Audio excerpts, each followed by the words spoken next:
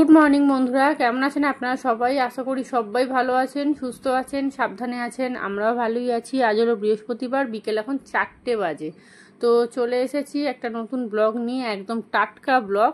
বৃহস্পতিবারের ব্লগ শুক্রবারে যাচ্ছে, তো ব্লগ নয়, একটা ছোট্ট মতো ভিডিও করেছিলাম আর কি। তো আপনাদের কদিন ধরে বলছিলাম না যে ঘর খুঁজছি, ফাইনালি আমি ঘর পেয়েছি। ওরে বাপরে, বলবেন না, 1 মাস 1.5 মাস ধরে পুরো মাথা খারাপ হয়ে যাচ্ছিল। তো লাস্টে ওই মানে একজনকে ধরে তারপরে এই ঘরটা পেয়েছি। তাকেও মানে 1 মাসের দালালি দিতে হয়েছে। তো এখন না কি বলুন তো, এখন বাড়িওয়ালারাও না ওই দালাল ছাড়া ঘর দিতে চায় না, জানেন তো। কারণ কীরকম কি হবে না হবে, কিছু একটা প্রবলেম হলে তাদেরকে গিয়ে বলতে পারবে, এই আর কি। তো যাই হোক, পেয়েছি, টাকা আমার যায় যাক, তবে মনের মতো ঘর আমার হয়েছে। তো ওই আর কি, একটা ঘর, পায়খানা, বাথরুম, আর হচ্ছে রান্নাঘর, আর ওখানটা তো ডাইনিংটা দেখলেন। আর এখানটা কি দেখছি বলুন তো, এখানে না মনে হয় কোনো বেসিন ছিল, ওই ছোট ছোট যে হাত ধোয়ার যে বেসিনগুলো হয় না, ওইটা মনে হয় ছিল। তো মনে হচ্ছে তুলে দিয়েছে, কারণ দেখলাম জলের লাইন, তারপরে পাইপ টাইপ সব দেখলাম ঠিক করা আছে। তো এই হলো বাথরুমটাও আমার বেশ পছন্দ হয়েছে, পুরো টাইলস দেওয়া। তবে জানেন তো, এইটা একটা 3তলা বিল্ডিং, এরকম সব ওই ফ্ল্যাটের মতো সিস্টেম, মানে সবই একটা করে ঘর, ডাইনিং আর এরকম ওপেন কিচেন। তো বেশ ডাইনিংটা বেশ বড় দেখুন, মানে একটু বসে 3-4 জন খেতেও পারবে। আর ঘরটাও মোটামুটি বড়। মাকে নিয়ে চলে এসেছি একটু পরিষ্কার করব বলে, কারণ 25 তারিখ করে আমাদের এখানে শিফট হওয়ার কথা আছে। আর এইগুলো কি বেরোচ্ছে বলুন তো, ওই বাড়িওয়ালারা এখানে আলু রেখেছিল, তো এই আলুগুলো ওরা তুলে নিয়েছে। তো এই ঝাঁটাটার কিচ্ছু নেই, এইখানেই পড়েছিল। মা বললো এটা দিয়েই এখন ঝাঁট দিয়ে দিই। আর এই দেখুন, ঘরটা বেশ বড় ঘর, আমার মালপত্র একদম ধরে যাবে। জানলাগুলো বেশ বড় বড়, আমার কিন্তু ভীষণ পছন্দ হয়েছে, ভীষণ, মানে এত ভালো লেগেছে যে কি বলবো। আর খোলামেলা ঘর একদম। আর বাড়িওয়ালারা বলেছিল যদি বলেন তাহলে আমরা রং করে দেবো, কিন্তু ওনাদের ব্যবহার এত ভালো না, আমি বললাম না, দরকার নেই, আপনাকে রং করতে হবে না।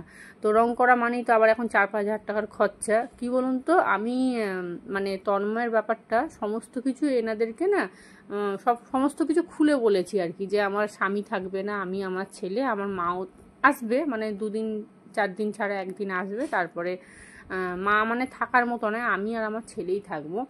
তো বাড়িওয়ালার যে বৌদি আছে তাকে সমস্ত কথা বলেছি, যে এরম ব্যাপার হয়েছে, চলে গেছে ওরা। মানে ওরা তো শুনে অবাক। আর জানেন, একটা কথা আপনাদের বলতে ভুলে গেছি, আমি যে ঘর খুঁজছিলাম, আমাকে অনেকেই ঘর দেয় না, জানেন। ভালো ভালো ঘর আমার হাতছাড়া হয়ে গেছিলো তন্ময়ের জন্য, কারণ স্বামী নেই। তো বলছে একজন, তো মানে সেই অ্যাডভান্স দিতে যাব, ঘর ঠিক হয়ে গেল, সন্ধ্যেবেলা অ্যাডভান্স দিতে যাব, বলছে না, বাড়ি থেকে মানা করছে, বলছে যদি তোমার হাজব্যান্ড পরে এসে ঝামেলা টামেলা করে তখন কি হবে। আবার অনেকে, আর একজন তো ভাবছে আমি যদি ভাড়া দিতে না পারি, এইরকম ব্যাপার, বুঝতে পেরেছেন। তো ফাইনালি এই বলে না, ভগবান দেখবেন ঠিক কিন্তু সাথে থাকে, সেটা হয়তো একটু সময় লাগে, কিন্তু ঠিক ভগবান সাথে আমার আছে। তো যাই হোক, আর ওই যে আপনাকে একটা ছোট্ট ঘর মতো দেখালাম না, ওই বাংকারের মতো, ওইটা একটা ছোট্ট, মানে ছোট্ট একটা ঘর, ওখানে সব হাবি জাবি জিনিস সমস্ত কিছু রাখতে পারবো। বাড়িওয়ালা বলল যে যত আলতু ফালতু জিনিস আছে সব এর মধ্যে ঢুকে আর একটা পর্দা দিয়ে দেবে।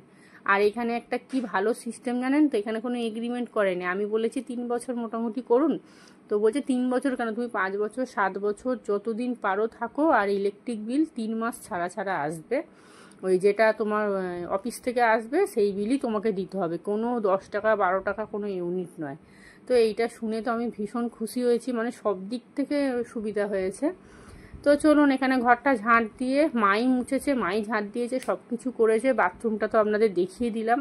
আর এই যে কিচেন, এখানটা সুন্দর করে সব মুছে পরিষ্কার করে দিয়েছে। তবে ওপরে না একটু ঝুল হয়ে আছে, আমরা তো ঝুল ঝাড়ু বা অন্য কিছু আনিনি, তো ওই মায়ের একটা না লম্বা ঝুল ঝাড়ু আছে, ওইটা দিয়ে একটু ভালো করে পরিষ্কার করে নেবো। রান্নাঘরটা কিন্তু খুব সুন্দর হয়েছে বলুন, মানে জিনিসপত্র রাখতে পারবো অনেক কিছু। আর আপনারা তো জানেন আমার আবার রান্নাঘর খুব শখের, আমার কেন, যে কোনো হাউসওয়াইফদেরই আমার মনে হয় রান্নাঘরটা খুব শখের। আর এই যে এখানটা ফ্রিজের বোর্ডের কানেকশান করা আছে। তো চলুন, আর মা বলছে বাথরুমে ঢুকেছে, বলছে দরজাটা আটকাচ্ছে না। তো দেখি যাওয়ার সময় বাড়িওয়ালা বৌদিকে বলে যাব। এখানে নাকি অনেকেই বলছে 8 বছর 10 বছর করে সব ভাড়া আছে, জানেন তো।